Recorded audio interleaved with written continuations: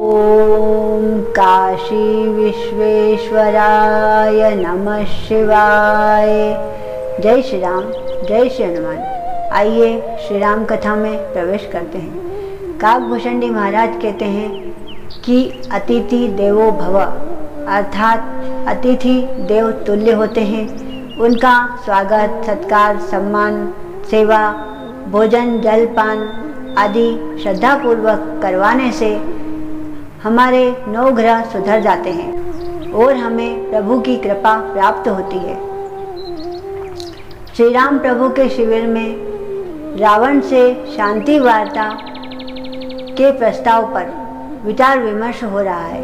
तब श्री राम प्रभु कहते हैं कि हमें दूत बनाकर किसको भेजना चाहिए जो बुद्धिमान हो और चतुर हो।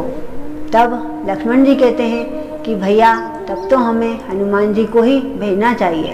तब श्री राम प्रभु कहते हैं कि नहीं लक्ष्मण, हमें हनुमान को नहीं भेजना है, क्योंकि हम यदि हनुमान जी को बार बार भेजेंगे तो रावण यह समझेगा कि हमारी सेना में केवल एक ही महाबली योद्धा है। तब महाराज सुग्रीव कहते हैं कि प्रभु आप राजकुमार अंगद को भेजिए, वह बुद्धिमान भी है और चतुर भी, और परिस्थिति के अनुसार वह स्वयं को संभाल भी सकता है। तब जामवंत जी कहते हैं कि प्रभु मैं इसका समर्थन करता हूँ। तब श्री राम प्रभु राजकुमार अंगद को बुलाते हैं और कहते हैं कि राजकुमार, क्या तुम हमारे शांति दूत बनकर रावण के पास हमारा संदेश लेकर जाओगे? तब राजकुमार अंगद कहता है कि प्रभु आपने मुझे इस योग्य समझा, यही मेरे लिए सबसे बड़े सौभाग्य की बात है। जिसके सर पे आपका हाथ रखा हो वह तो गुणों का भंडार बन जाता है। तब श्री राम प्रभु कहते हैं कि जाओ रावण को इस तरीके से समझाना कि वह स्वयं का अपमान भी महसूस ना करे और उसे हमारी बात सरलता से समझ में आ जाए। तुम्हारा उद्देश्य यही होना चाहिए कि रावण सीता को सम्मानपूर्वक हमें लौटा दे और हमारी शरण में आ जाए, और यदि वह हमसे क्षमा मांग लेगा तो हम उसे क्षमा कर देंगे, क्योंकि हम शांति चाहते हैं। तब राजकुमार अंगद श्री राम प्रभु को प्रणाम करके वहाँ से प्रस्थान करता है। राजकुमार अंगद जब लंका के द्वार पर पहुँचता है तो द्वारपाल कहता है कि सावधान, तुम कौन हो? तब राजकुमार अंगद कहता है कि मैं श्री राम प्रभु का शांति दूत हूँ और उनका संदेश महाराज रावण को पहुँचाना चाहता हूँ। तब द्वारपाल कहता है कि सेनापति की आज्ञा से ही तुम अंदर प्रवेश कर सकते हो, तब तक बाहर प्रतीक्षा करो। तब अंदर सूचना पहुंचाई जाती है।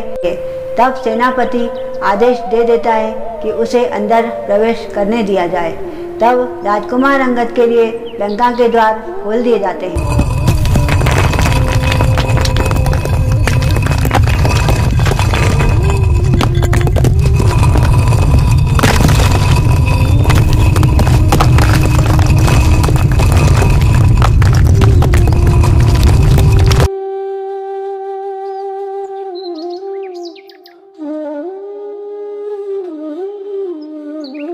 राजकुमार लंका में इस प्रकार प्रवेश करता है जैसे कोई शेर हाथियों के दल में प्रवेश कर रहा हो।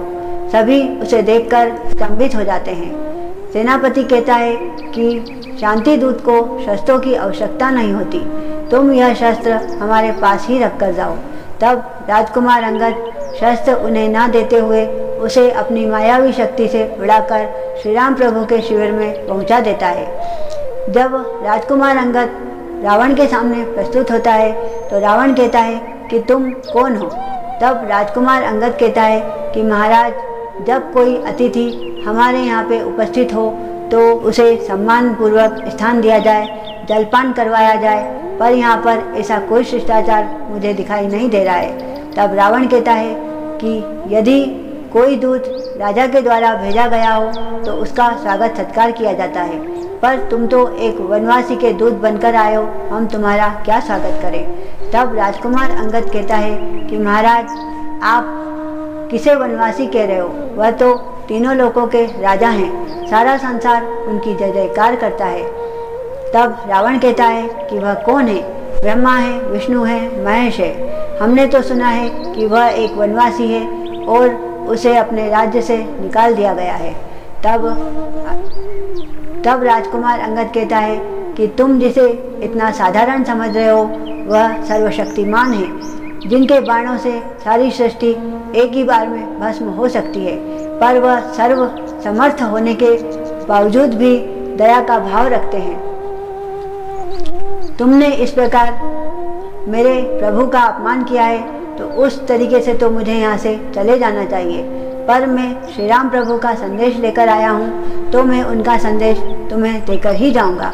मैं स्वयं अपने लिए स्थान बना लेता हूँ। तब राजकुमार अंगद अपनी पूंछ को बढ़ाते हैं और बढ़ाते बढ़ाते वह इतना बड़ा कर लेते हैं कि उनका आसन रावण के आसन से भी बड़ा दिखने लगता है। तब राजकुमार अंगद उस पर विराजमान हो जाते हैं। बोले श्री रामचंद्र भगवान की जय, हनुमान जी महाराज की जय। जय श्री राम।